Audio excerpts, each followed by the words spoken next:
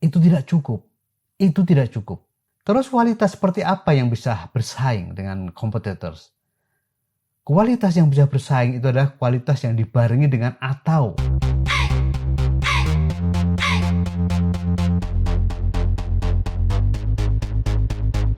Five, four, three, two, one, zero. All engine running. Liftoff. We have a liftoff.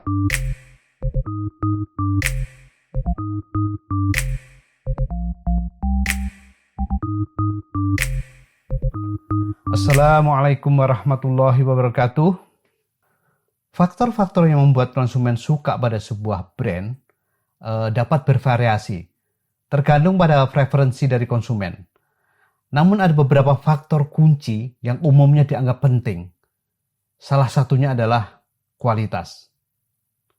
Tapi kualitas yang bagaimana? Kalau kualitas yang dimaksud adalah kualitas produk saja, maka itu tidak cukup untuk bisa bersaing dengan kompetitor. Karena kualitas produk adalah standar umum yang harus dipenuhi oleh setiap produsen ataupun pebisnis. Kualitas produk memang sangat penting karena dapat mempengaruhi persepsi pelanggan terhadap merek, kepuasan pelanggan, dan loyalitas pelanggan. Produk yang memiliki kualitas tinggi akan memberikan manfaat yang lebih besar bagi pelanggan, termasuk kepuasan yang lebih tinggi. Juga memberi retensi pelanggan yang lebih baik dan rekomendasi positif kepada orang lain. Tapi sekali lagi, itu tidak cukup. Itu tidak cukup. Terus kualitas seperti apa yang bisa bersaing dengan competitors? Kualitas yang bisa bersaing itu adalah kualitas yang dibarengi dengan atau memiliki keunikan yang membedakan dengan produk sejenis. Sebuah contoh misalnya produk makanan. Sama-sama pizza, misalnya pizza A dan pizza I. Pizza A sebagai produk, sebut saja pizza A adalah pizza Amerika, cenderung lebih tebal dan padat, lalu juga memiliki banyak topping varian di sana. Dan pizza I sebut saja sebagai produk dari Italia, cenderung memiliki tekstur kulit atau roti tipis dan cenderung berkebalikannya dengan pizza Amerika. Tentu ini sebuah perbedaan. Dan bila persaingan ini hanya antara A dan I saja, maka mereka sudah punya keunikan tentunya, atau punya attractions tersendiri untuk para konsumennya. Tapi pada saat Anda mau bisnis pizza A yang sejenis dan Anda cenderung menduplikasi hal yang sama secara olahan, maka bisnis Anda nggak ada gunanya, alias bakal kalah bersaing dengan mereka. Untuk itu, Anda harus menelusuri kira-kira apa yang bisa menciptakan perbedaan dan nilai unik.